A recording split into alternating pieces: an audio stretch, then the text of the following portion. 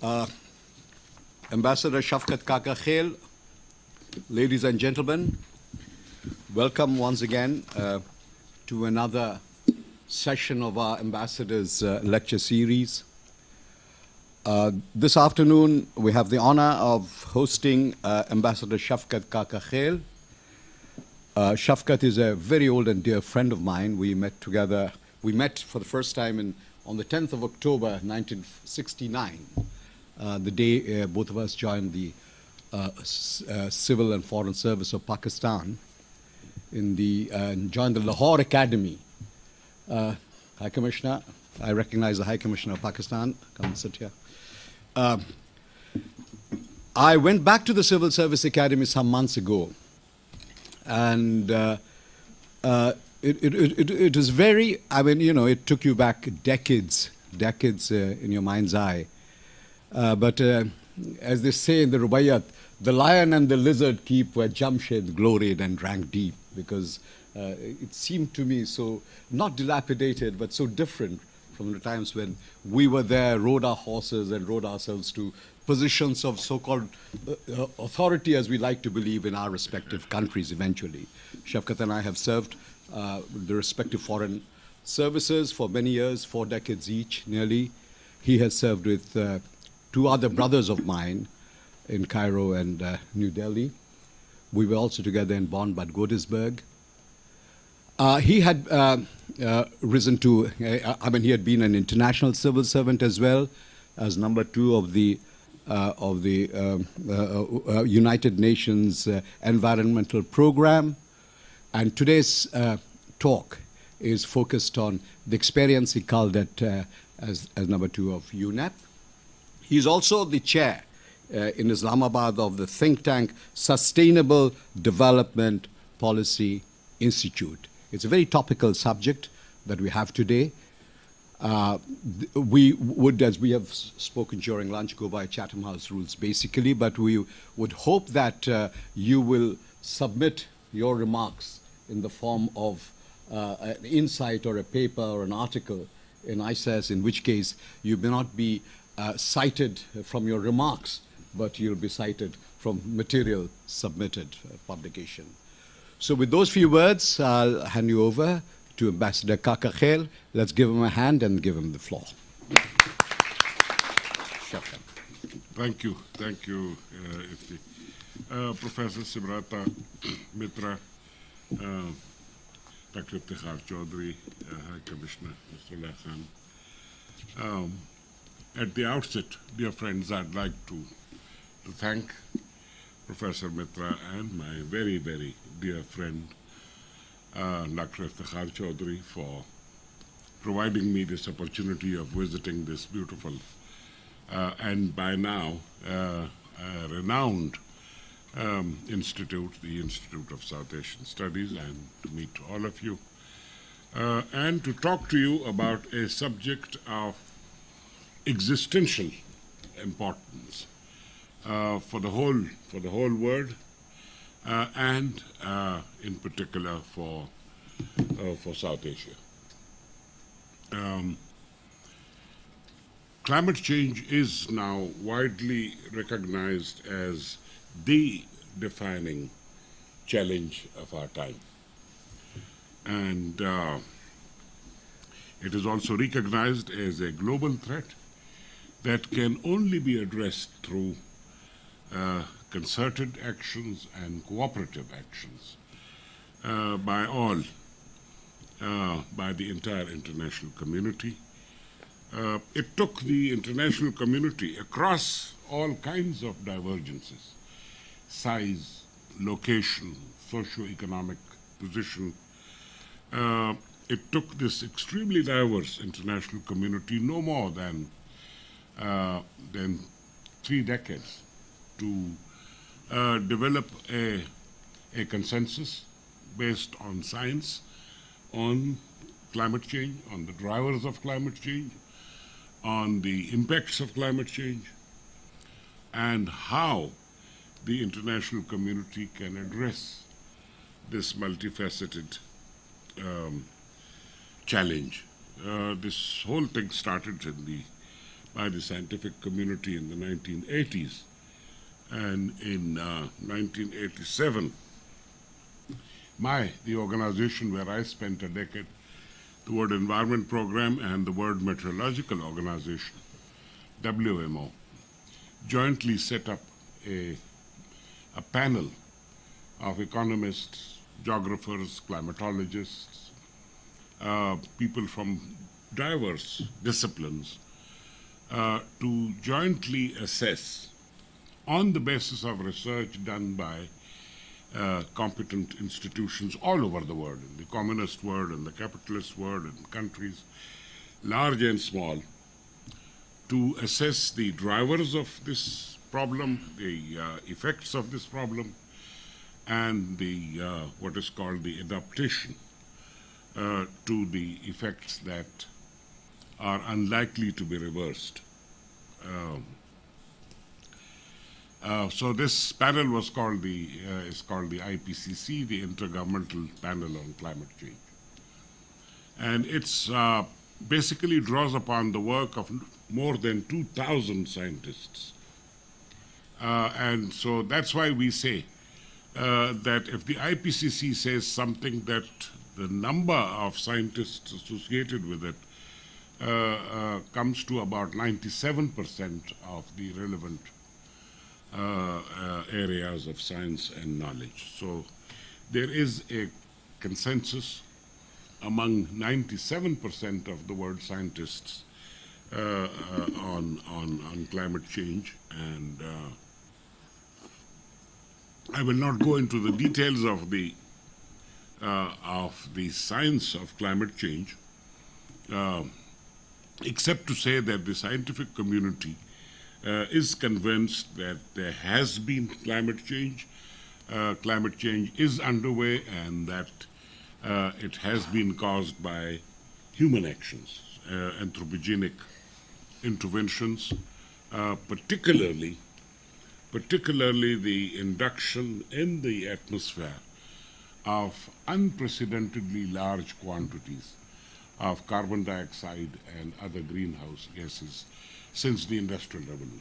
It's the Industrial Revolution, talking about 1870s or so, which triggered the massive extraction and exploitation and use of coal, oil, and gas for creating energy that is needed for production, transport, and making life easier for cold climates in winter and for hot climates in summer. That these inductions, which are being constantly added to every year, have disrupted the climatological system of the planet, triggering extreme weather events such as the rapid melting of the glaciers, particularly the Arctic glaciers, which store most of the ice and snow, whose melt feeds the world with fresh water. And the glaciers, there are 18 glacier systems in the world. Also, the massive deforestation that has taken place in order to make homes, airports, roads, factories for human beings, whose numbers have again gone up. 150 years ago, we were 1 billion people. We are now 8 billion people. So imagine the needs of a population that has gone up 8 times in, say, 2 generations or 3 generations. So this was the scientific community as conviction and consensus, which was formally stipulated in the first report of the panel on climate change. And after that, this was in 1990. On the basis of that, the General Assembly initiated intergovernmental negotiations in 1990 for a possible agreement on dealing with climate change. And those sessions culminated in the adoption of the UN Convention on Climate Change in 1992 in the Rio conference. The convention essentially confirmed the consensus that I mentioned on the reasons for climate change and what it does to the planet and its climatological system. More importantly, for developing countries, the convention also put the blame for the destabilization of the climate on the developed countries, because it was the developed countries which had released these huge quantities of greenhouse gases. And the convention commits the developed countries to take measures to assist the developing countries to cope with the effects of climate change and to put their economies on a trajectory which is not as suicidal as that of the developed countries has been. So the 1992 convention clearly said that it's the obligation of the developed countries to support through finance, through technology, through capacity building, developing countries to cope with the climate change impacts and all. And there were Ambassador Das Gupta from India and a number of diplomats from Pakistan who saw to it that the convention language makes it abundantly clear that the commitments of the developing countries are proportionate to the support they get from the developed countries, because it's the developed countries who have screwed up. So that was 1992. 97, there was another agreement called the Kyoto Protocol, whereby 38 industrialized countries agreed to reduce their aggregate emissions of greenhouse gases by 5% compared to 1990 levels until 2012. And then since 2009, there have been negotiations, marathon negotiations, hundreds, if not thousands of meetings. You know, today this is what I used to tell students in Europe and in America, that if you look at the United Nations Charter, the three words that are conspicuous by their absence are environment and climate change. You will not find these three words in the UN Charter, which is the blueprint for the entire international system. Yet today, the largest ever meetings attended by governments and non-governmental people are about environment. Climate change conference in Copenhagen was attended by 48,000 people. The climate change conference in Paris, where the latest breakthrough took place, was attended by 46,000 people. Even Rio, because I was there in Rio, and Yeah, this is and the first Rio time. also. Yeah, Rio first time had 4,000 people representing non-governmental organizations. NGOs. So recently, of course, the Paris Agreement culminated. Represented the culmination of negotiations that had been going on since 2009. I have my own reservations about that agreement, but it represented a new consensus on the need for ensuring that the increase in temperature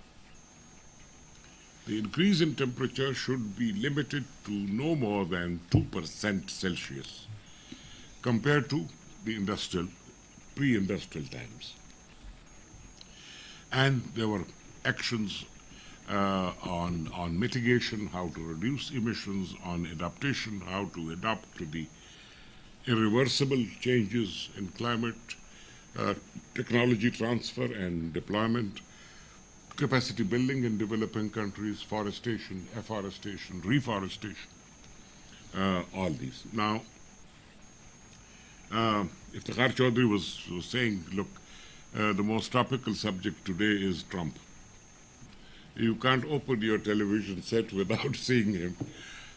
So you better tell us, how will Trump's election affect the global effort to contain this multifaceted global threat of climate change? My answer is a pessimistic one, because Trump fought his campaign on a platform of, let's say, either a skepticism towards climate science or outright opposition and condemnation of climate science.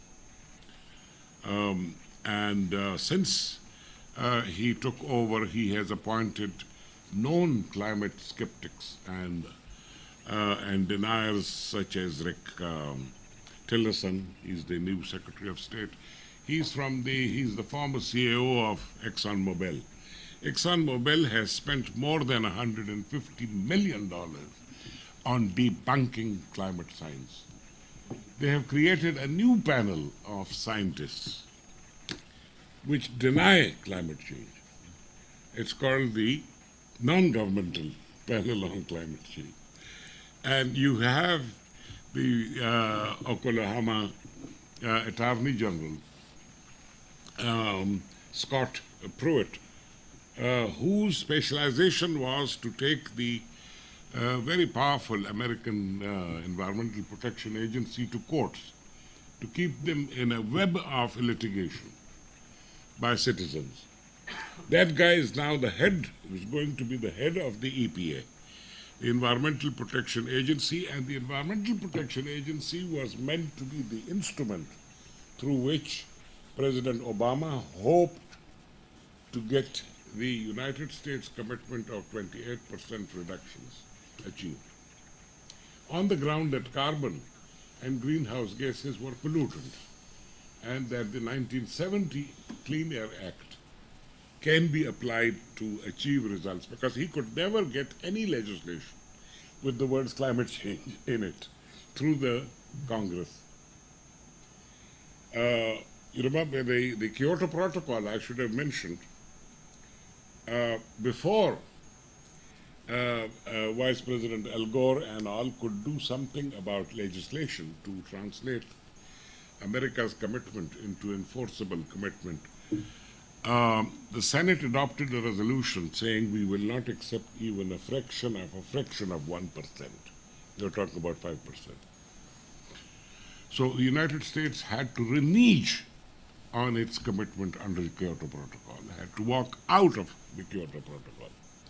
So we may have, whether Trump will opt out or not, but the fact is that the ability of the international community to do something about climate change, to keep the warming to 2%. 2% is a level of warming, 2%, 2 degrees Celsius, where you will still have coastal areas submerged by surging sea waves. Bangladesh will still lose a considerable part of its territory, but you will not have the kind of catastrophe that you will have if it's allowed to go up, the temperature increase by 2.5 or 2.6. The 2.20 Celsius is largely bearable, but you can forget about the small island states. The Maldivians are actually buying apartments in Madras and in Sri Lanka because they know that the country may not survive. They are already at below the sea level, and any increase in the sea level as a result of the melting of the Arctic seas and other glacier systems would simply drown the island states. Now,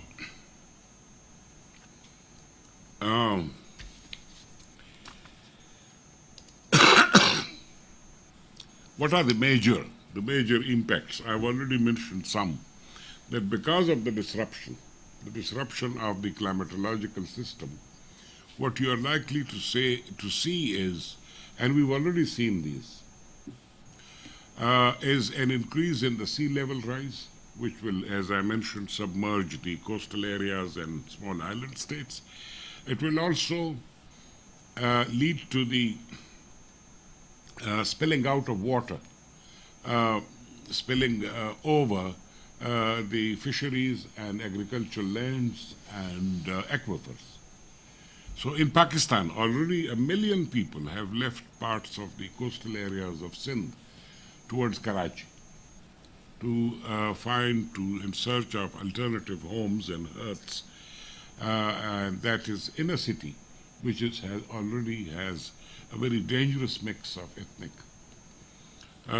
ethnicities, and it's a very delicate ethnic situation. You will have more frequent, more lasting, more severe floods and droughts, either too much water or too little water. And because of the higher temperature, you are likely to have an increase in the waterborne diseases and heat-related diseases.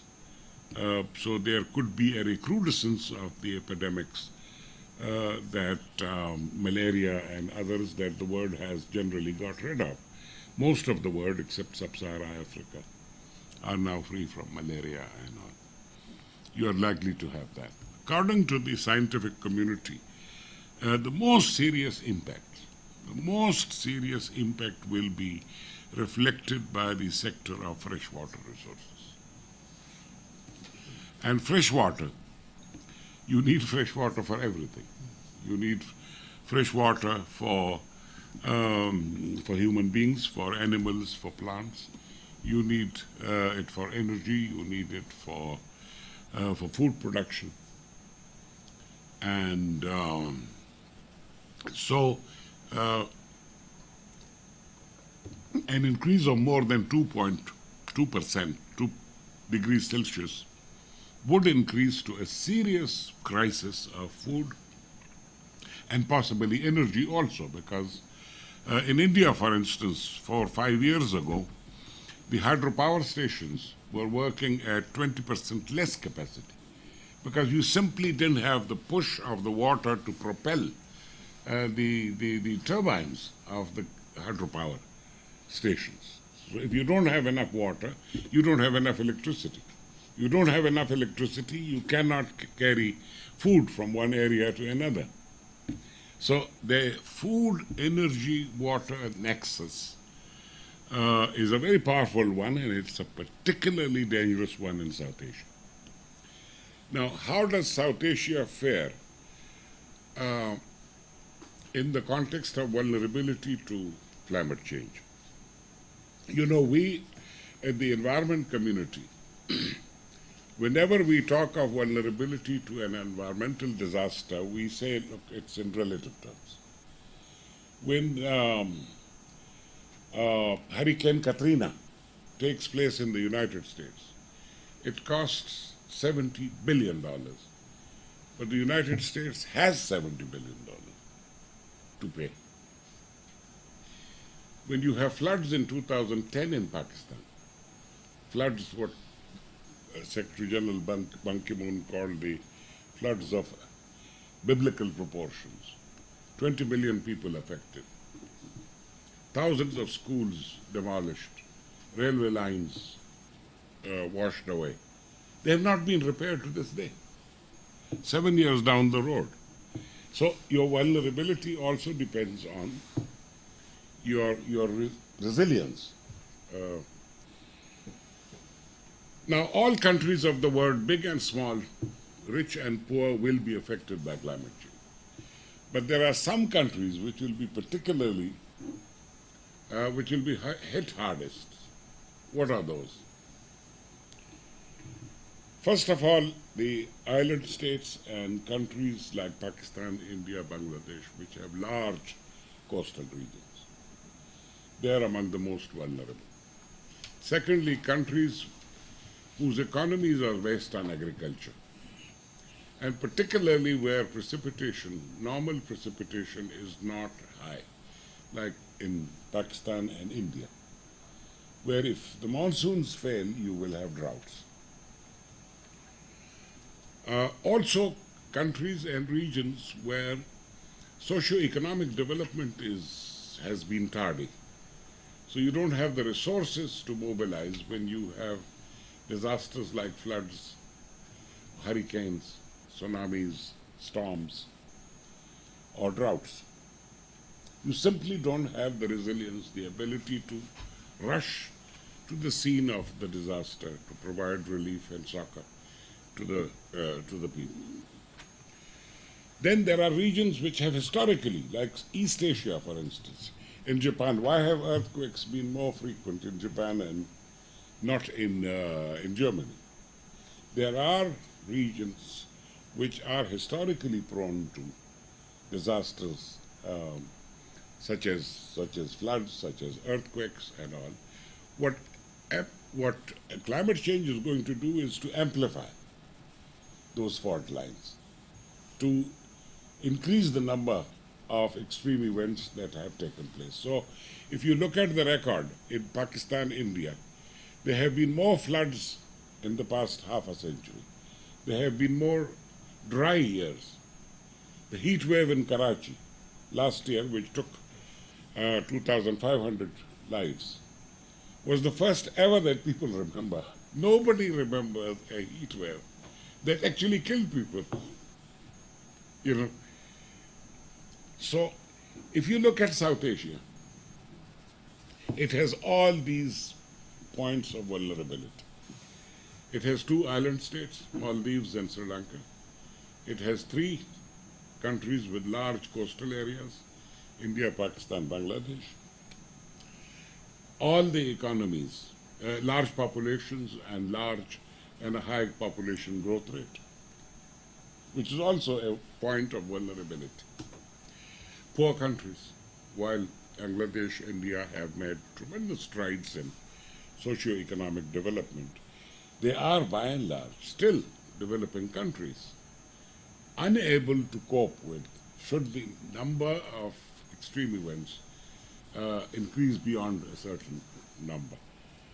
And the economies are agricultural. In India, for instance, agriculture contributes no more than 15 to 18% to the GDP. In Pakistan, it's 23%. But it provides food for the people. And the number of people you have in India, the global food system cannot cope with a major crisis in a country of the size of India. Because the margin, I mean, you have basically 3-4 countries which produce agricultural surpluses. India itself produces, is a major producer, but it's also a major consumer. China is the largest producer and the largest consumer. The United States is the only country which produces huge quantities of food and does not consume, because it has a population that is 1/4 of India, almost, a little more. So, South Asia, by virtue of all these factors, is one of the countries, one of the regions most vulnerable, and therefore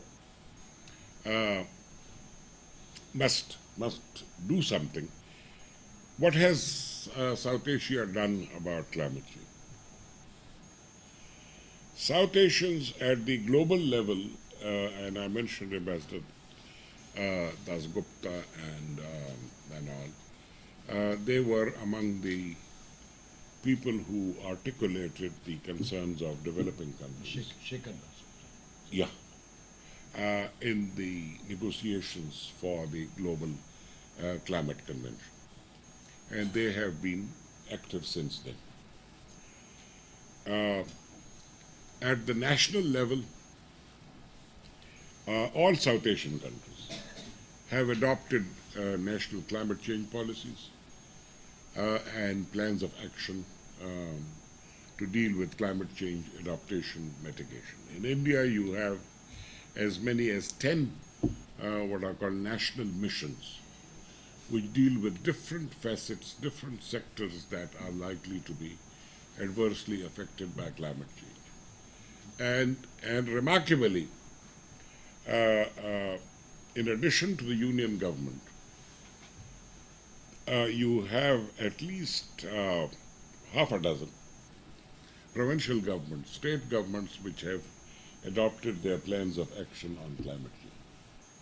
This is something that I have been asking people in Pakistan to try and emulate, because the Pakistani provinces are also, they're not as large as the ones in India, with UP having a population of 288 million.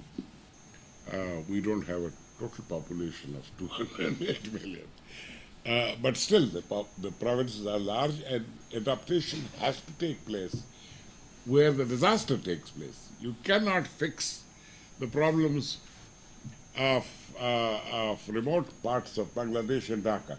You cannot solve the problems of the remote parts of Sindh sitting in Islamabad.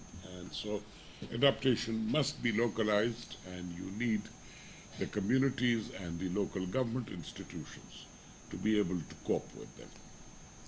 So South Asian countries, all of them, Bhutan also has a national climate change policy and institutions dealing with climate change. And that's the smallest, one of the smallest countries of the world and the region. My main point of today's discussion was cooperation among South Asian states. At the bilateral level between India and Pakistan, India and Bangladesh, India and Sri Lanka, India, there has been, as far as I know, very little cooperation on climate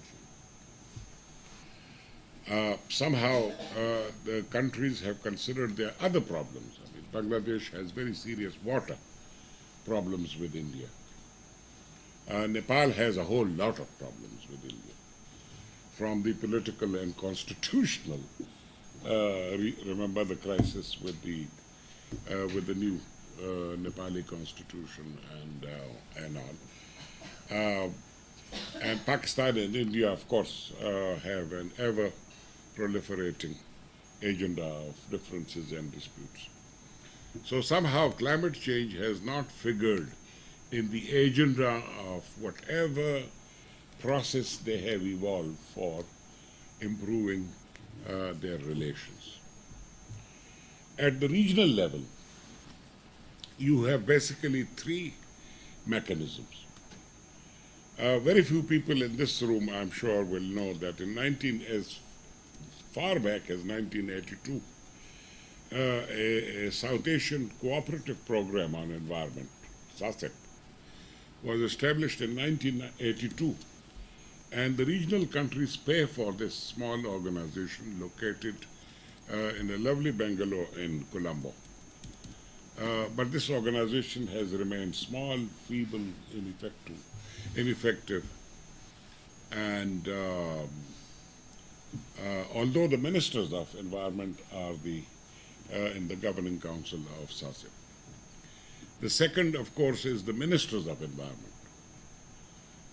Since they came into existence after the Rio conference, basically most of the South Asian countries appointed full-fledged cabinet ministers after the Rio conference of 1992, which in fact the Agenda 21, which was the outcome document of the Rio summit, specifically asked for dedicated ministries and institutions to deal with climate change and other environmental issues. The ministers of environment have met at least 10 times, and the most important meeting was held in Dhaka in 2008 in anticipation of the Copenhagen Climate Change Conference, where a new agreement to succeed the Kyoto Protocol was supposed to be negotiated. Because the Kyoto Protocol was supposed to finish 2012, so they said we must finish this agreement by 2009. It takes a year or two for countries to go through their constitutional procedures for ratification and all that. And but Copenhagen did not succeed, and we had to wait until December 2015 for a new agreement. So the ministers of environment have been meeting very regularly, and the 2008 meeting adopted a SARC plan of action on climate change, which asked for clear positions on the international agenda, on the global agenda, with emphasis, of course, on technology transfer, on financial transfers, on capacity building support, on support for forestation and reforestation and other things. It also identified a number of areas in which South Asian countries should work together. This was in July, and subsequent summit adopted and endorsed the decision and all. SARC summits have been discussing climate change issues and environment issues from a long, long time. And there's virtually no SARC summit communique or statement which does not contain a paragraph or two or more on climate change. But these are largely based on the meetings of the ministers of environment. But there was one summit which stands out as a remarkable, notable meeting, and that was in Timpo in 2010. I think it was the 14th summit.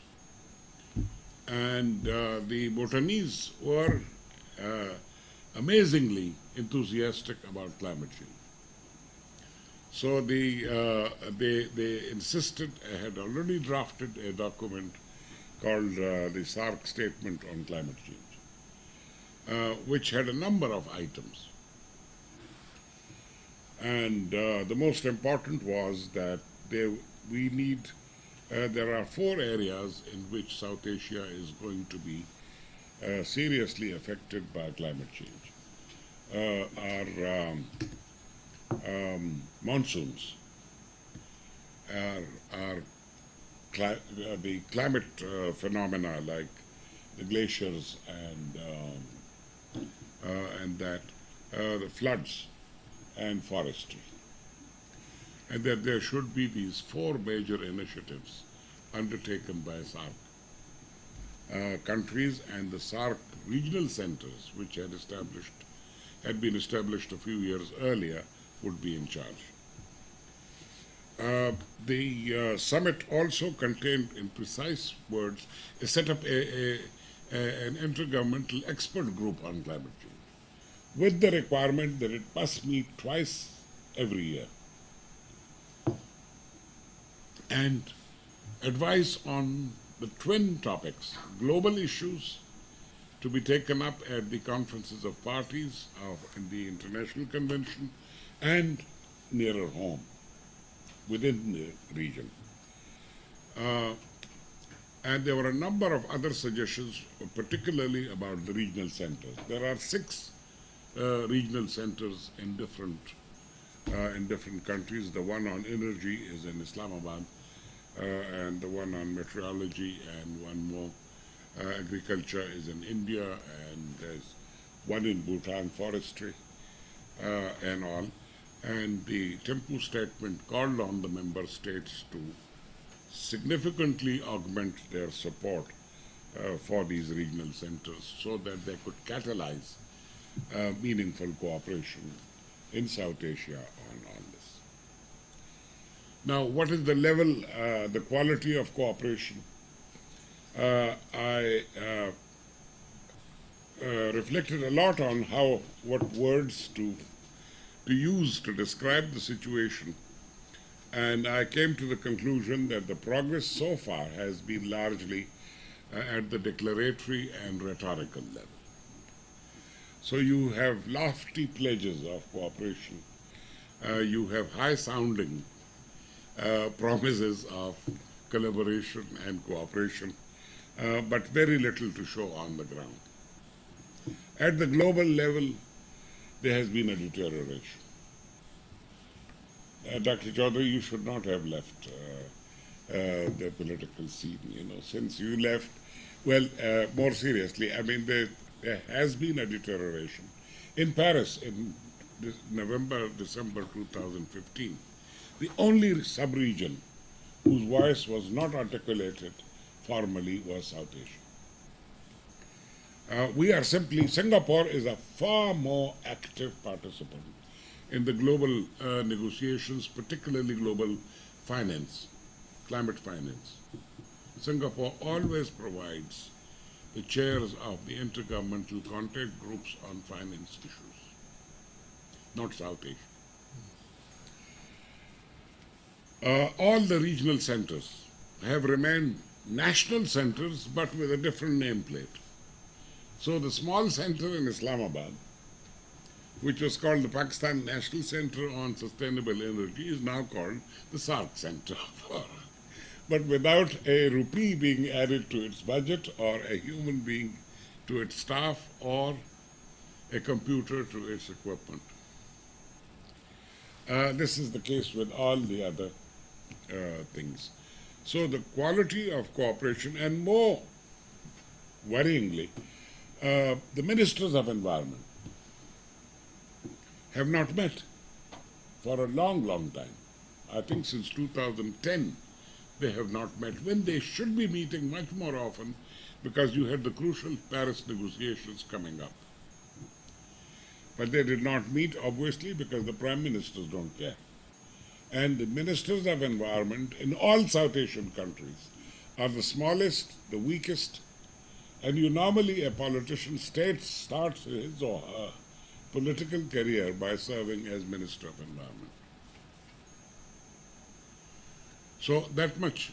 Somehow climate change and SARC have not been able to garner the political ownership and support that ASEAN has.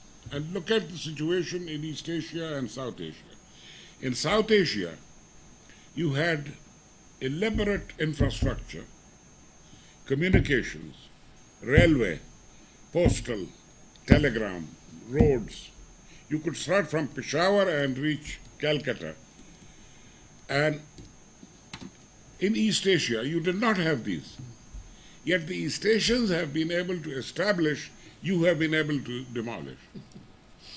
So South Asia has been in the business of demolishing centuries-old communication and connectivity lines, whereas East Asians have been building them up from scratch. That is why the ASEAN has been a bigger success than SARC. SARC just doesn't. The countries of South Asia are very proud of establishing extraterritorial contacts and friendships. We have excellent relations with France. We have excellent relations with Brazil, but not with Pakistan next door. It took 40 years for the Indo-Bangladesh land agreement to materialize. And the Water Commission, which was established within 3 weeks of the establishment of Bangladesh, has quite often not been able to meet when it must meet to discuss urgent water issues. So this is basically the state of cooperation. Now, you will say, look, these are all poor countries, there isn't much scope for cooperation. There is tremendous scope for cooperation. I'll just take 5 minutes to describe. First of all, in what is called mitigation, how does South Asia reduce its carbon footprint? South Asian countries can cooperate, must cooperate in energy efficiency and renewable energy. For instance, Pakistan, like Bangladesh and India, has tremendous potential of both wind and solar energy. But Pakistan does not produce solar panels and does not produce the turbines India does. So why can't there be a South Asian cooperation and investment in manufacturing the technology for renewable energy? Adaptation. As I mentioned, all the countries are going to be buffeted by the extreme climatic phenomena, floods, droughts. So they must sit together, their disaster management institutions, and must sit together and say, look, how do we cope? How do we build up the resilience of the communities and the regions and the local government institutions to cope with unanticipated disasters because of climate change? In the case of science and technology, again, it goes without saying. In the case of knowledge for decision making, we all know that the Himalaya, Karakoram, Hindu Kush glaciers have been rapidly melting, rapidly. But how much? Then there is an extraordinary situation that some glaciers are advancing and most are receding. There is no in situ.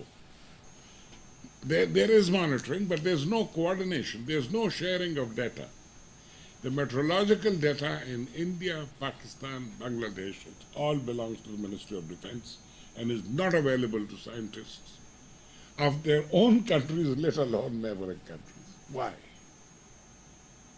You know, so there's so much that South Asian countries can learn from one another in adapting to the ravages of climate change, to the negative fallout of climate change, in terms of water management, for instance.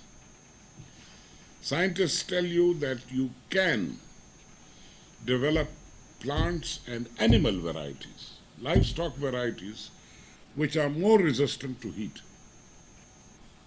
which require less water and have a better resistance to higher than average temperature.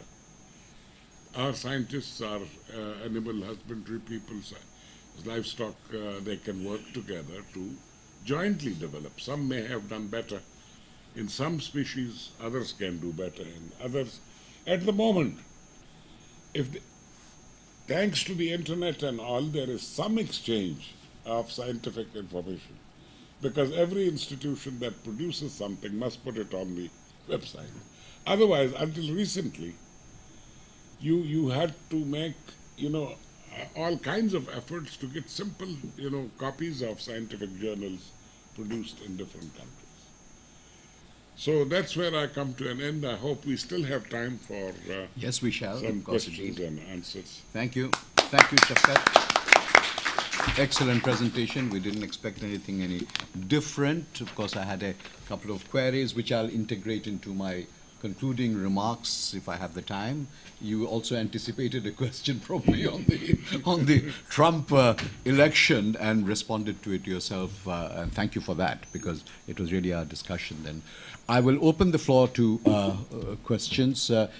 We go in this order that okay, first three questions would be Professor Mitra, then Amithendu, second, and then Chowdhury.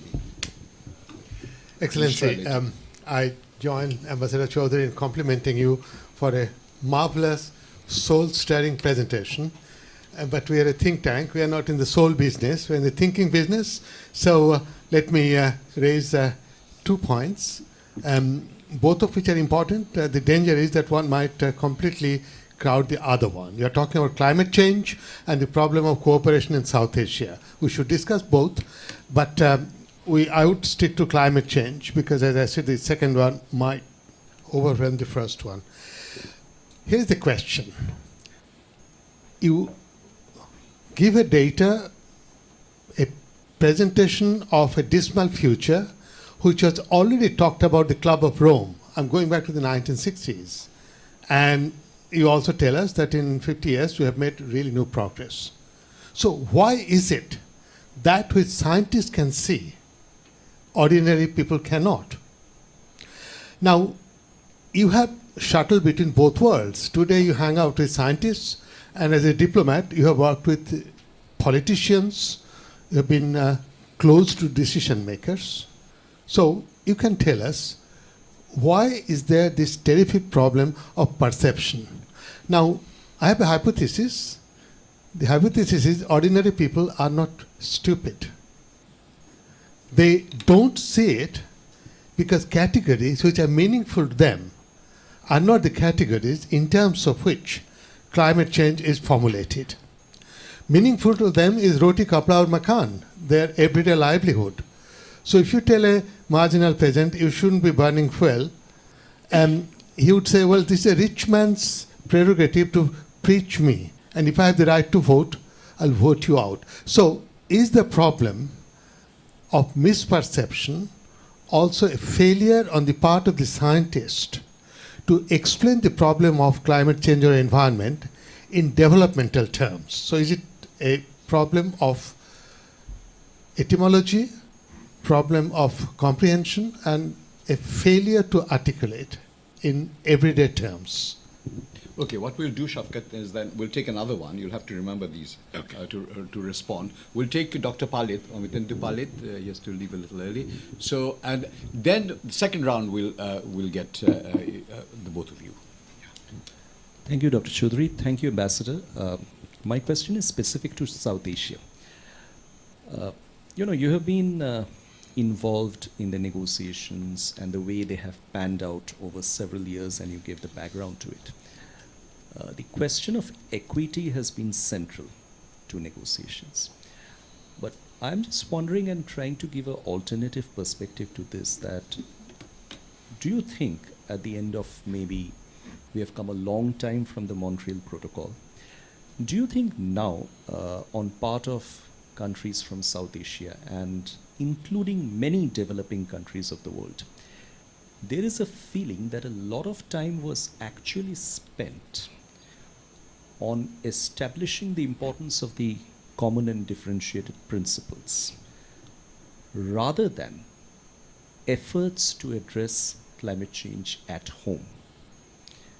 Was there a difference in emphasis in negotiations and policies? Do you think that in that respect, there's probably a feeling on some part of some countries who have been major, victims of climate change, that they have begun acting rather late in the day, because it might have been better if the emphasis on equity had been complemented by efforts taken at home to address the challenge, at least as far as adaptation was concerned, maybe not mitigation.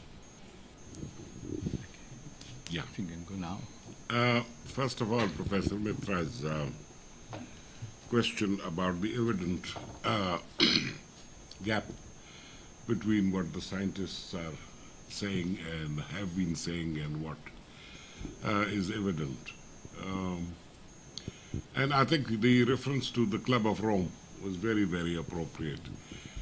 Club of Rome basically refers to economists who talked about, they were the new Malthusians, who talked about the exponential increase in population. A bit like a club, really. And Club room. And they said the world simply does not have the resources to feed so many people.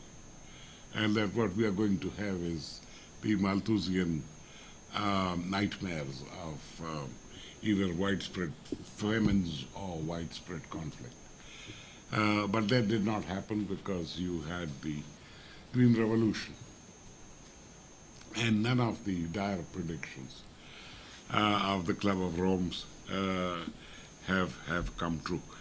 Now, in the case of climate change, I think there are a number of problems. Etymological in the sense that climate scientists talk too much about climate and climate change rather than what it does to economies and societies. So I myself have been advising and discussing with friends that maybe we should talk about food security.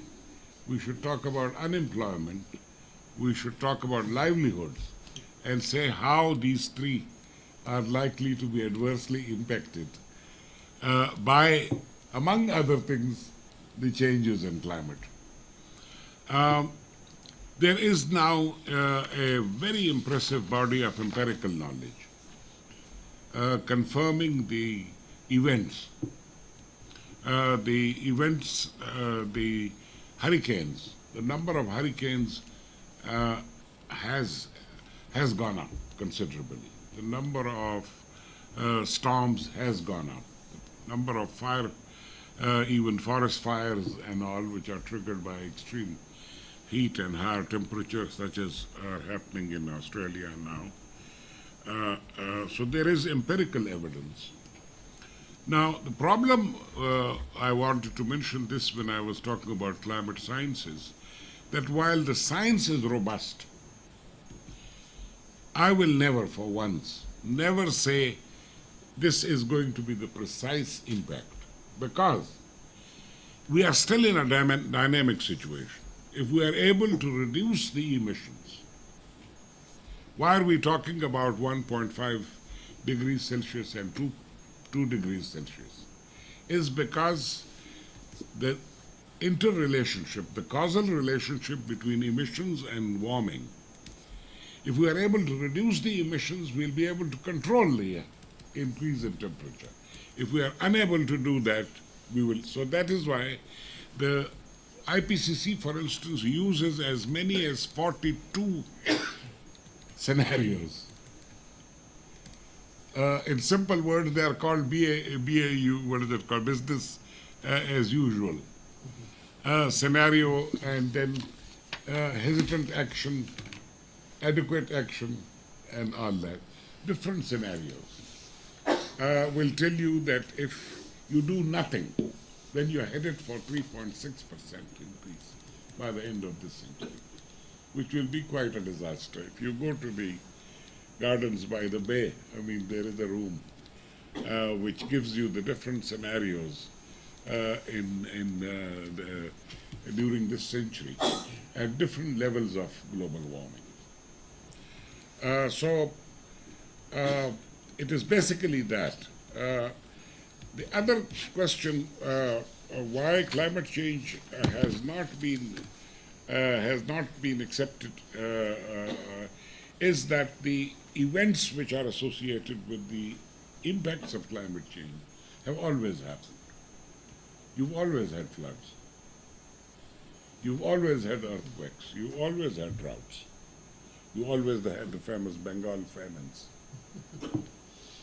You had, so people cannot relate to the more recent ones. That's why whenever a weather event takes place, and people ask me in Islamabad, is this because of climate change? We've had recently heavy snowing in parts of northern areas, which cut off the region completely. I tell them, look, it's too early to immediately. This is the establish scientific it. reason thing, isn't it? And this is what is being challenged. About the question that our friend has raised, this was the question of equity. Was at the heart of the negotiations. And the amazing thing is that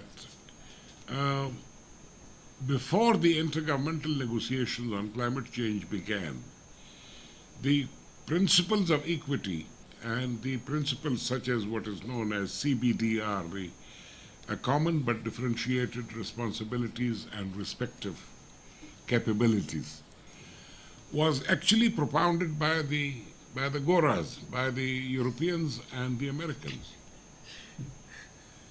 They were the ones who talked about equity. There was a conference in Montreal in 1987 where it was called Climate Change and its Security Implications, which said that developing countries are going to suffer the most, and these are countries that have already suffered centuries of colonial rule and misrule. And now you're going to inflict on them a climatological calamity caused by your own lifestyle problems and all that. But when the negotiations began, they deleted both. They didn't want to hear the word equity and they didn't want to hear the word security. And the Americans and the Europeans said, look, We have the Security Council, we have the competent institutions dealing with security aspects. So let's deal with it as a climate phenomenon. A climate phenomenon with profound economic impact. And, but in the negotiations, why did our negotiators put too much emphasis on the admission of the principle? How do you ask for support, financial support, technology support, capacity building support, and all these, and compensation for loss and damage, which are all in the conventions, without there being the convention being embedded in a particular normative principle? The normative principle of common but differentiated responsibility was the core of the developing countries' position. You could not ask for the practical implications of that unless you had the philosophical norm, the normative aspect recognized. My problem with the Paris Agreement is that it jettisons, it abandons the principle of common but differentiated responsibilities. And it makes climate change the worry of everybody, so that developing countries who have negligible role in South Asia, the only country which has a substantial contribution, not to creating the problem but exacerbating it, is India, with 4% emissions, because it's a large economy, and the economy is working now, after decades of Hindu rate of growth. So it's 4%, 4 to 5% emissions. Pakistani emissions are less than 1%. Bangladeshi emissions are 0.8% of the global total. But under the Paris Agreement, we all had to make commitments about reduction. All of us will be examined every 5 years on the basis of what is called intended national contribution. Nationally determined NDCs, nationally determined contributions. Can you move to the next one, please? Yes, please. Questions. Okay. Rajiv Chaturvedi and then Anish Mishra, and then we'll come to the left. Thank you, Ambassador Chowdhury. You made a very comprehensive presentation underlining the imperatives and challenges created by climate change. But at the end, you also highlighted that the cooperation, regional cooperation, is more declaratory or rhetorical label. Nevertheless, it's a very important challenge. I am interested to know what are the national schemes or plans which particularly Pakistan is taking to improve the situations or to address the challenge of climate change, which could be a lesson for other SAARC countries. Because regional cooperation picture is very bleak. Politicians are driving the seat, and climate of political trust is not good. So I'm interested to know national steps. Okay. Thank you. No, we'll take from Anish Mishra, and then you can take both of them. Firstly, I would like to thank Your Excellency for the wonderful talk, for speaking on climate change in the South Asian context. My first question is on regional cooperation in South Asia on climate change. Instead of looking at South, how about we look at we take a non-South stand towards this. Instead, we should look at the sub-regional groupings. Like, okay, India itself is a sub-regional grouping. And the Union of India itself, it's very vast. Each state has different geography. So I would consider that a sub-regional grouping itself. Then we can look at the BBIN, and then for the other South Asian countries, instead they can work with China without India, and then work towards regional cooperation on climate change. Because we look, as you mentioned about the Trump presidency, but China on the other hand, is committed towards climate change. So China can then play that role in South Asia towards climate change. And another thing is that you spoke about the level of emissions by the total emissions. Instead, I would suggest why don't we look at the per capita emission of countries? If you look at India, or in fact not even India, all the South countries, the per capita emission rate, it's many times lower than China and the United States. So since China has invested a lot in the neighboring countries of India, this investment can be in the area of sustainable development, so that they get it right the first time round. Like their buildings can be eco-friendly and all that. Okay, the other point I want to make is that, firstly, to have a talk, one has to agree to have a talk, and then the agenda has to be set. You got to agree on the agenda and agree that you want to talk. So the thing is that lowering actual carbon emissions, in my opinion, I think it should be off the agenda. But what's more important is actually dealing with the effects of climate change, not solving climate change. And I have actually noted down four areas that actually can be worked on. This is disaster management, food security, energy, and water management.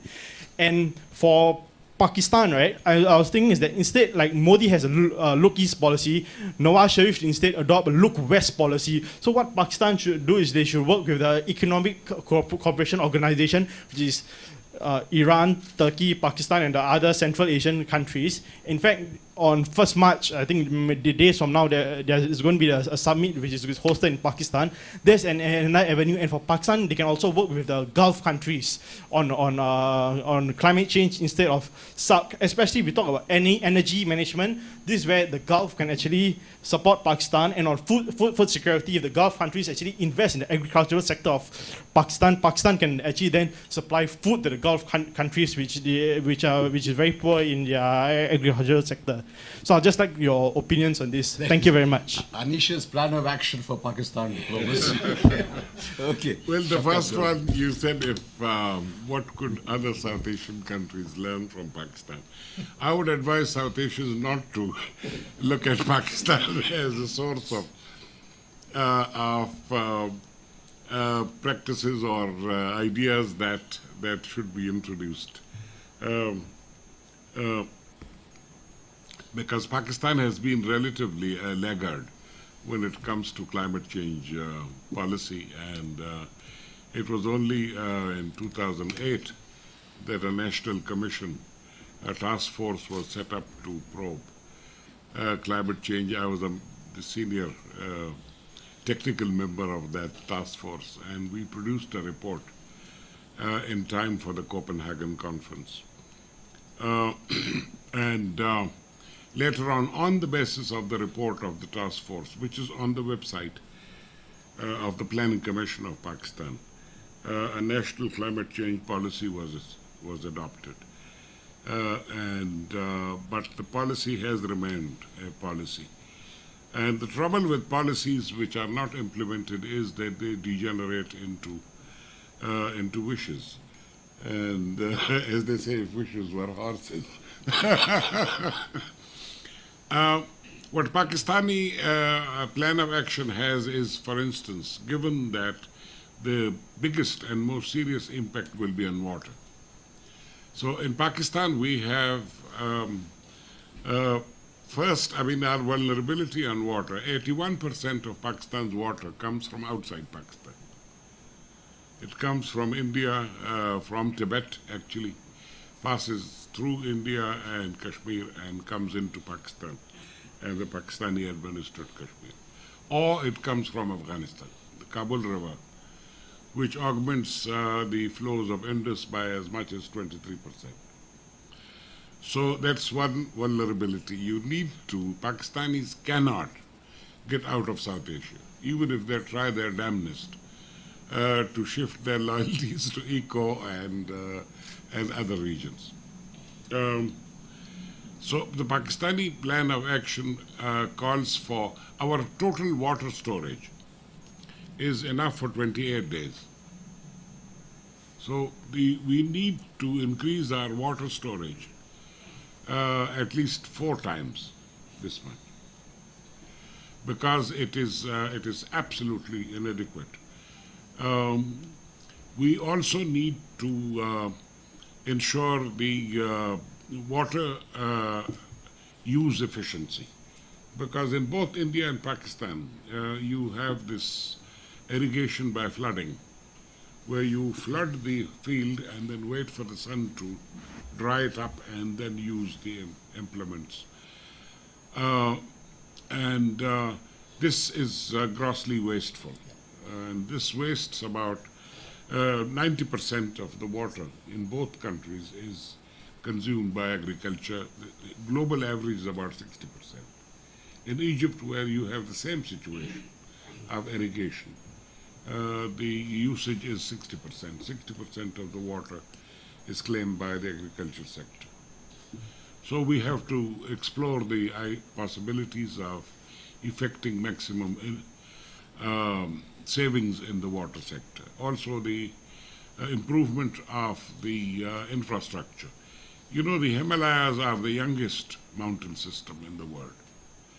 So there is a constant erosion of the Himalayas, which result in the massive silting of our watercourses, lakes, rivers, canals, ponds. They silt at much faster rate than anywhere else in the world. So we need to do something to maintain the infrastructure. And there are ideas of course, renewable energy, because we are actually doubly hit by increase in the imported sources of energy on the one hand and climate change on the other. So renewable energy will help in both. It will ultimately reduce the foreign exchange expenditure on energy, and it will also signify a contribution to the climate change problem. And make us self-sufficient. You mentioned the possibility of sub-regional cooperation. Now, this slogan has become louder since for the past 2 years or so, particularly after the cancellation of the SAARC summit. And our Indian friends are also talking about BIMSTIC and a lot of other sticks. But the problem is that climate change is not political. Climate change does not accept any partitioning or any borders or anything. It defies borders. It travels without any visa or other restrictions. So you have to calibrate your responses to the challenge. Now, there is no Indus in Western Asia. Indus belongs to 4 countries: China, India, Pakistan, and Afghanistan. These are the 4 countries which are the littorals of the Indus Basin. And these 4 countries must cooperate. It is in Tibet that Brahmaputra originates and the Indus originates, or most of the tributaries of the Indus. Only Sutlej, I think, rises in Himachal and is outside the Tibetan plateau. So what you need to do is sub-regional cooperation can maybe address parts of the problem, like India, Bangladesh have to bilaterally resolve the Farrakha problem and the Tiesta River problems, both of which are stuck for decades. But so you need to calibrate, as I said. There are problems which can be handled bilaterally, there are problems which can be handled sub-regionally, and there are problems which have to be handled regionally. So the geographic framework must correspond to the genesis of the problem. Where does the problem and its solution lie? And fashion your solution to the problem. As far as Pakistan and India are concerned, I mean, cooperation between these 2 countries and China is absolutely imperative for their water and food security. And we in South Asia, I mean, those of us who are in the business of trying to promote better relations, we say don't securitize water and climate change issues. Because the moment you securitize, the armies take over the subject. And we don't want the subject to, because then everything becomes non-negotiable. Once you delegate, you assign any job to the defense forces. The only thing they know is to put a huge board, no entry, beyond this point. Whereas we want to have entry points. Have you addressed Rajiv's part? Rajiv? Okay. All right. This was Rajiv's? Yeah. Yeah. Yeah. Okay. So I have probably handled. No, you haven't Both, quite yet yeah, but because which one was it? Surya Narayana is raring to go. So he's going to ask the last question. Surya? Well, I was just wondering about the Global Solar Alliance, which India and France floated on the sidelines of the Paris Climate Conference. Is that just a sideshow? And also, China and the US, the agreement which Obama and Xi Jinping reached on climate change issues, will that be dead as a dodo with Trump coming in? And finally, has there been any talk of an ecological study of the CPEC project through the fragile Himalayan environment? Okay. What was the last point? Yeah, last point. Any ecological study of CPEC project which will pass through the fragile Himalayan environment? That is non-politicizing the environment issue. Yeah. Okay. As far as the global Solar Alliance is concerned, you know what happened in Paris, along the intergovernmental negotiations, which resulted in the Paris Agreement, there were also about 35 major initiatives for cooperation. And among the most important was the Global Solar Alliance. And I think this is one of the brilliant initiatives of Prime Minister Modi. And I'm sure there are Indian civil servants and are also behind it. Solar energy is recognized as a viable source of energy. The only problem so far, which has been only partially resolved, is the problem of storage. Because what you need is cheaper and more effective batteries to store.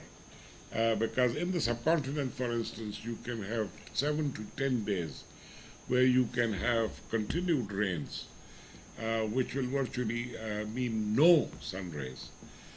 But otherwise, there has been a 90% drop. I mean, the solar equipment that used to cost $1 now costs 10 cents, which has made solar energy very, very feasible.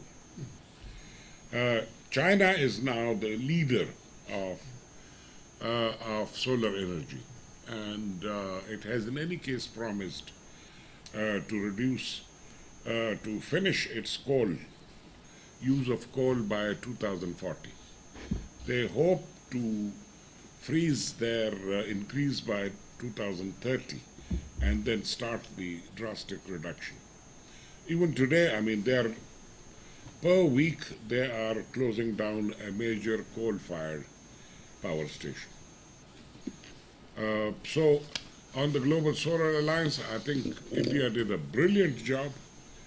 And of course, what will happen is it will inevitably compete with the Chinese industry, because China has the world's largest solar industry. So commercially, there will be a competition. But the world is not only China. I mean, you have the whole of Africa, the whole of South America, you have the whole of South Asia other than.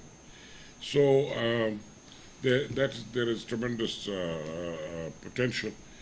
About allowing ecology to call the shots, or there have been a number of discussions. For instance, there was very serious work on Siachen, to convert Siachen into a peace park and take it away, remove its role as a troublemaker, as a source of political and military contest. But the political will that is the decisive question. It's the political will. Once the political will is there, the solution is very easy to find. And Professor Samrata knows the European situation, and we were discussing how France and Germany buried the centuries of hatchets, And now you cannot think of any meaningful initiative in Europe without going to Paris and Berlin almost simultaneously. So once, if we are able to mobilize the political will,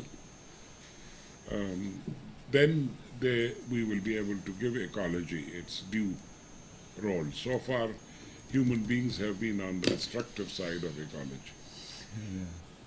No, that is absolutely certain. I'll bring this slowly to a close. We are hurtling towards a close. Okay. A quick question then.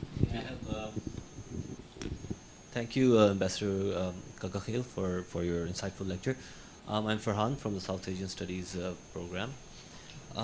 My question, you were, earlier you mentioned that some of the floods have always happened, earthquakes have always happened, but there's a new phenomena of fog happening all the way from Delhi, in Punjab, Islamabad, and Lahore, Faisalabad belt.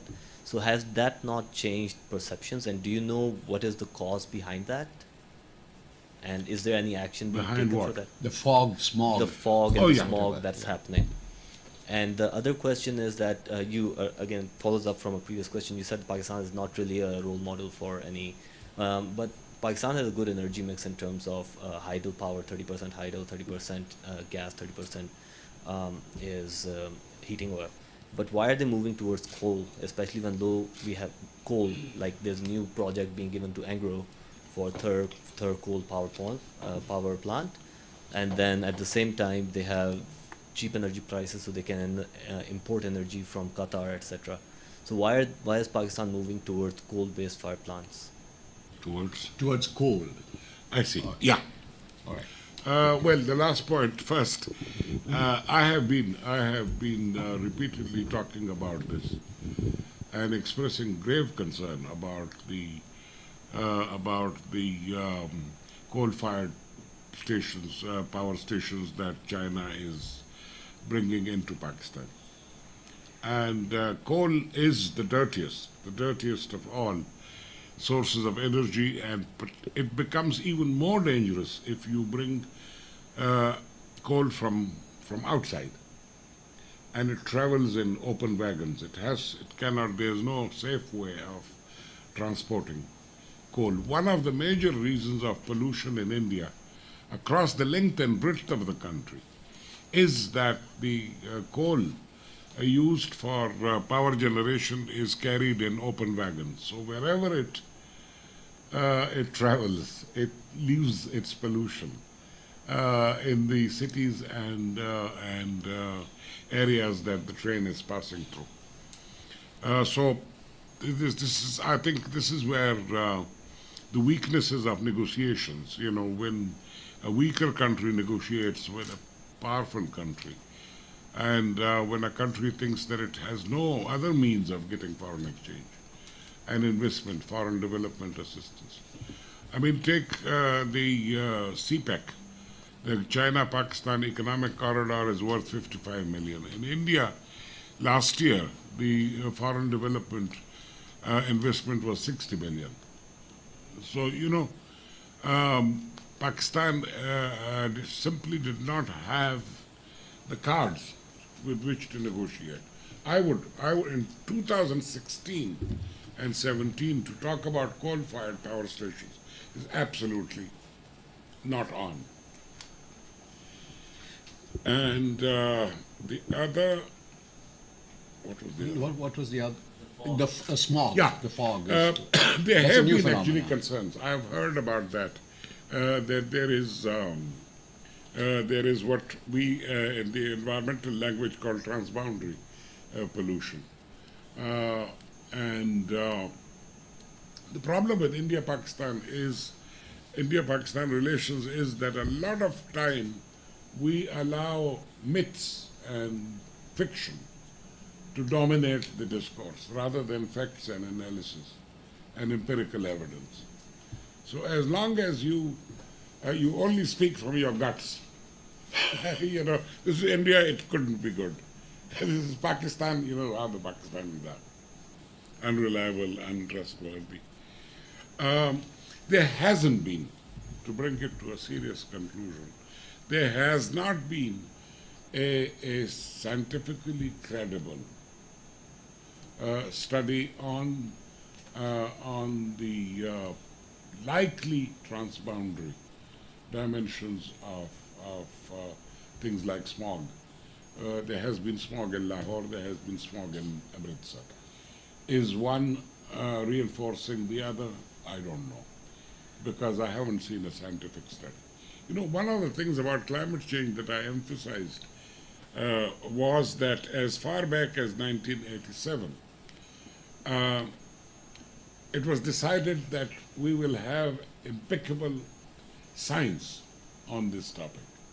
Otherwise, you know, the whole discourse would have been taken away by very well-meaning activists who speak with their heart rather than their mind.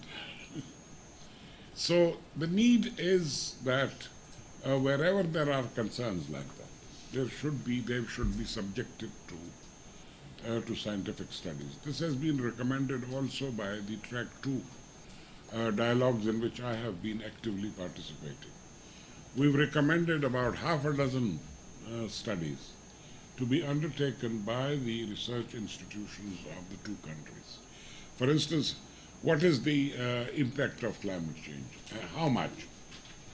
What is the impact of climate change or on the transboundary aquifers? Because aquifers are an essential part of the river hydraulics. What are the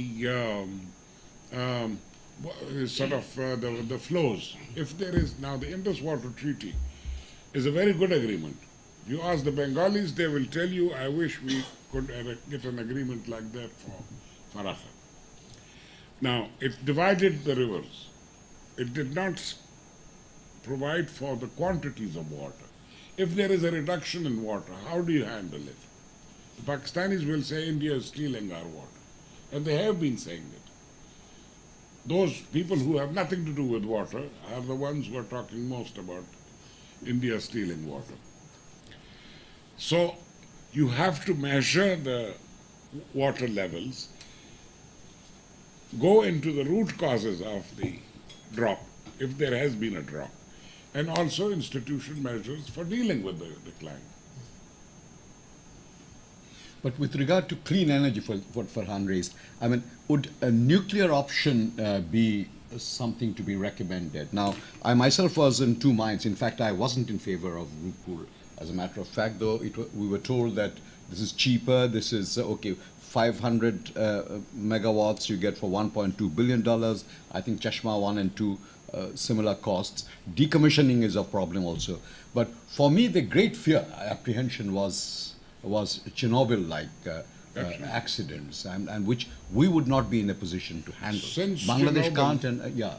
There hasn't been a single kilowatt of power generation by a nuclear station in a developed country. All the nuclear power generating units have been established in China and other developing, India and other developing countries, Pakistan.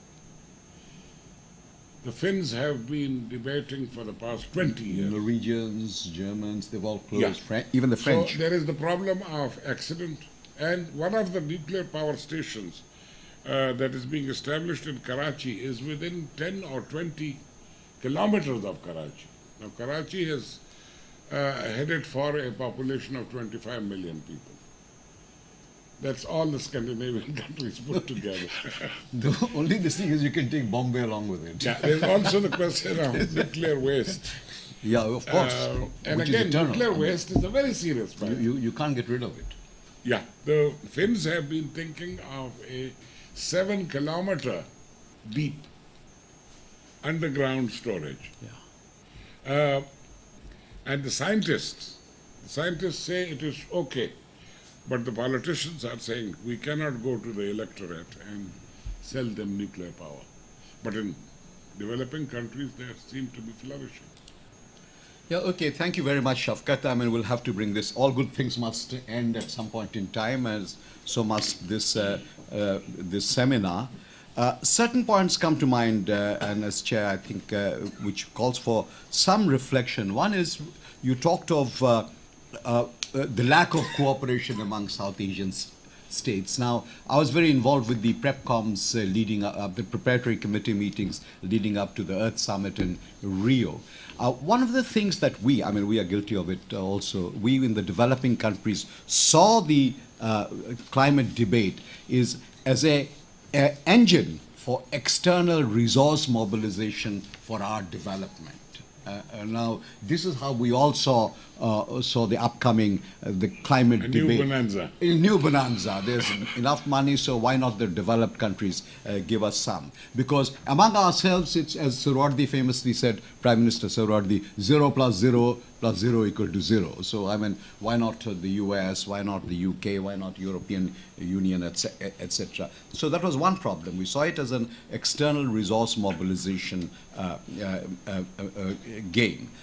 The second is cooperation. Now, you see, the culturally, when we cooperate in the economic sphere, the cooperation is with of the developing countries is with the donors generally. I mean, so we look to the once again to Japan, to the European Union, to the United States as our partner in anything that involves economic interaction.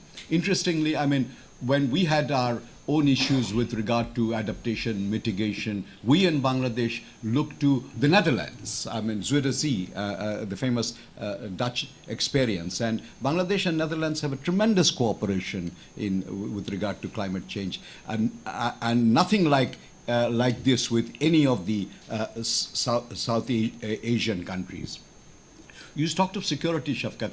I remember during my time in office, there was a British foreign secretary or foreign minister, as they call their ministers, Margaret Beckett, who used to be environment secretary as well. And Margaret Beckett took it to the Security Council.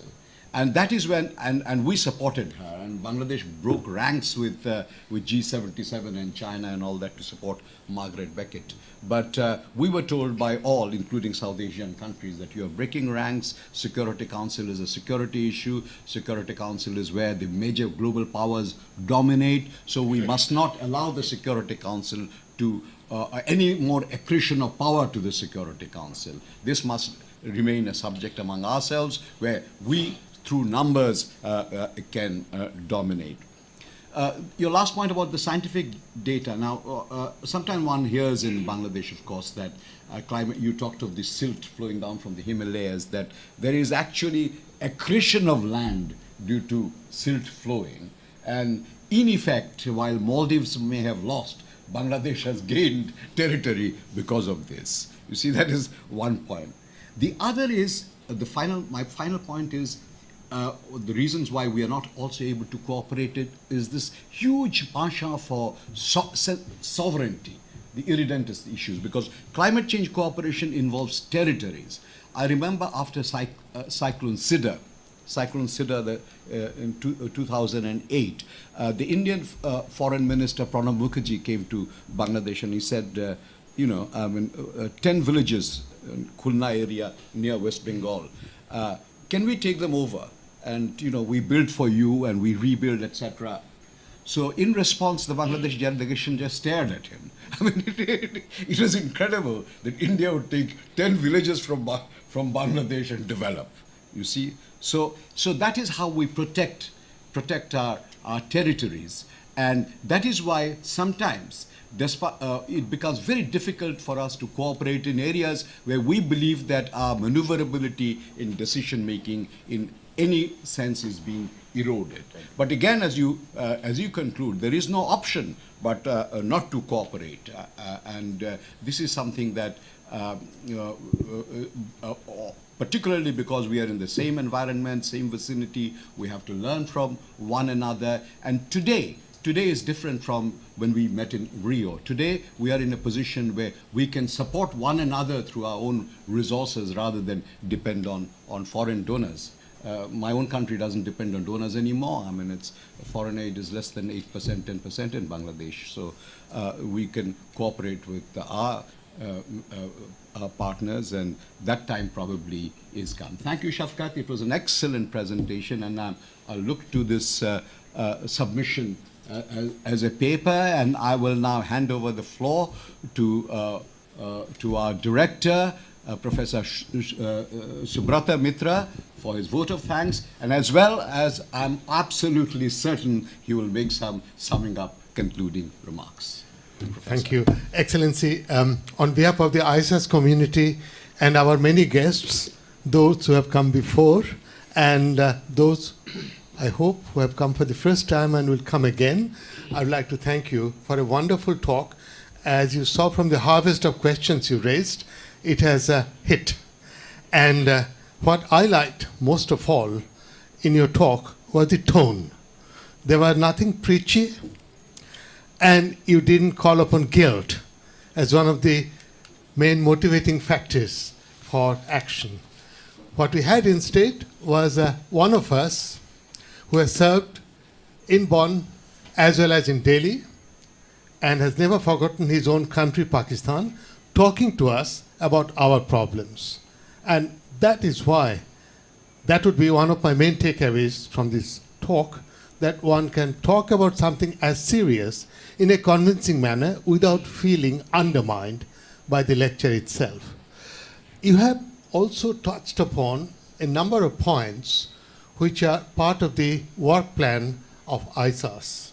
And I would like to mention those very briefly so that my young colleagues would know how to connect to this lecture. First and foremost, we are thinking about environment not just as environment but also as resources. Resource politics is important for us, which is why we have recruited from Pakistan a young water specialist, Faiza, from India, Amit, who has specialized on Bangladesh. And these two are linking up with a colleague from Singapore, Selina Ho, to have a do about the three rivers, Indus, Ganges, and Brahmaputra. Selina works on Brahmaputra, and that session will be chaired by my colleague, Dr. Jivanta Shetley. The second issue that you have raised, which is very, very important to us, is that of perception. No, what you see is what you get, and you act on the basis of what you see. So what is there to stop you from falling into the echo chamber effect, which is, I think, you think, I think, you think, I think, you think, and we can get into terrific problems. For that, once again, we have a specialist, Dr. Shrikant, who has worked on Indian perceptions of China in China. He's our sole Mandarin-speaking Malayali, and I'm trying to develop with him a theoretical approach as to how to break through this problem of perceptions and misperceptions. They should not follow Brahmacharya. Well, I've got two more. ISAS has sort of three major windows: economic and trade, and foreign policy and governance. What you say about cooperation is one of our main issues, and we are not only looking at cooperation within South Asia, but cooperation as a problem. And one of my private agendas is to make sure Pakistan and India stay within South Asia, that one doesn't float towards the west and the other towards the east, because there are moves in that direction. I mean, that's what BRICS is about. Otherwise, they'll have to negotiate with the guy upstairs for the disappearance of the As you say, Himalayas. hang together, or be flushed into the Indian Ocean, or be hanged separately. That's why the fourth point where we are working also is SAARC. I mean, has SAARC got a future? We are going to have a workshop here in collaboration with the Consortium of South Asian think tanks. Such a thing also exists, and these are powerful think tanks based within South Asia, and they will be coming to Singapore to have a conversation with us. As you know, Singapore is a kind of unofficial headquarters of the SARC because we can think about South Asia as a whole from here. These then are the issues that would remain here, and I certainly hope you'll all be back for some of these conversations. And as Ambassador Chowdhury reminded you, we don't believe in wasting good knowledge. One of our hopes is to harvest knowledge from people like yourselves who have been there, seen it. As I said, you hobnob with scientists, but you are a diplomat, so you do the shuttling between the two, and that is the job of a think tank, to take difficult concepts and express them in a manner that people who have neither the time nor the confidence to think about those things. And that's why the Ambassador series is run under Chatham House rules. We can't publicize the talk itself. However, I have noticed that you have got a text. I'll be delighted to consider it as a submission for an insight. I'll end by a private grievance. I'm a politics man, and 3 points you have raised touch, if not my heart, then my head, and I must talk about them very, very briefly. The first is the issue of selfishness. After all, we are constantly being told that the rich are being selfish, the poor are being selfish because they don't think about the rich, they burn fossil fuel or cheap coal. So there is this well-known book called The Selfish Gene, where Dworkin is saying to mothers, teach your children to be altruistic, or we would all perish. Mankind will perish. And you have that kind of teaching. In Singapore, we get this kind of teaching all the time. It may work with mothers or states which are like my baap to their own people, but it would not work in Pakistan, certainly not in India. Now, how does one then generate cooperation among egoists? For that, there's a marvelous book by Axelrod, and the book is called Evolution of Cooperation. It talks about how the Franco sort of Anglo-French army on the one side and Germans on the other were playing football in the First World War when they were entrenched. If you have 4 things, knowledge, proximity, reciprocity, and the recursiveness, then cooperation would happen. Knowledge, exactly as you said in your answer to the last question. I mean, is there a Pakistani conspiracy to send this smog from Islamabad to Amritsar? That is where you have the seniority and the knowledge to talk about knowledge. So knowledge and think tanks have a role to play. And as I said, the other points are also possible between India and Pakistan. If the French and the Germans could do it, who has killed more in the name of territory and faith than the French Germans and German the French?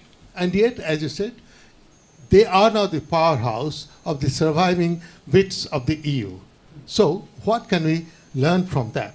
There, my position is, no point teaching cooperation to people who would be necessarily egoists. What we have to do is to find a balance between individual productivity and creativity and institutional accountability. That is where states have to play the role of balancing. My second grievance is that of power. Now, how can you say, don't politicize this, don't politicize that, but doesn't everything start and end with politics? Because that's what power is about. So how do we go about politics without wanting to be non-political? That's where, again, the balancing point comes between the short term and the long term. So it's not that we don't want politics, we want politics of the more thinking type. There is a third point. If something benefits everyone, it becomes a public good and no one will pay for it. That's why environment is a public goods problem. And let's go about it as other public goods problems. After all, order itself is a public goods problem, and Hobbes found a solution for it, or so did Kautilya. But we can talk about these things. I'll stop there by reminding you all how much we owe our chair. The Ambassador series is one of the most successful enterprises of ISAS, and it costs nothing to the Singapore taxpayer. Why is that? It's because of superb networking, vision, and the relentless pursuit of your friends and encouraging them to come here, which is how we are able to turn very few Singapore dollars into a very large stock of knowledge, which of course naturally we publish. At this point, I'll hand it back to Ambassador Chowdhury, who would then follow through our last ritual, which is we never allow guests to leave empty-handed. So you'll give him a gift. Or unfed, which will be the last, because I'll invite you to a reception immediately thereafter. After I have done this ritual that Professor Mitra has talked about, and thank you very much for this very nice intervention, which will, I'm afraid, cause Shafqat to withdraw his paper for some rehashing, which he will do. Nonetheless, we look to receiving this soon as for publication. I shan't let you go away without a copy of the volume that we talked about at lunch. This is Indian Muslims by our colleague Riaz Hassan. Thank you so very much. much, Shafqat.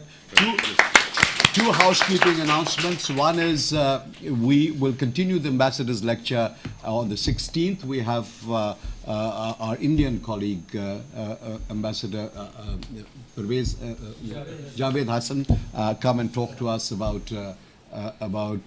the role of individual diplomats in India and elsewhere, of course, in foreign policy making. That's a very interesting subject. Very We've talked theoretically about countries, etc., and politics, but how do individuals who are dedicated to serving, like soldiers to war, how diplomats themselves contribute to the formulation and execution of foreign policy. So Javed is tremendously experienced in this, and he'll speak to it.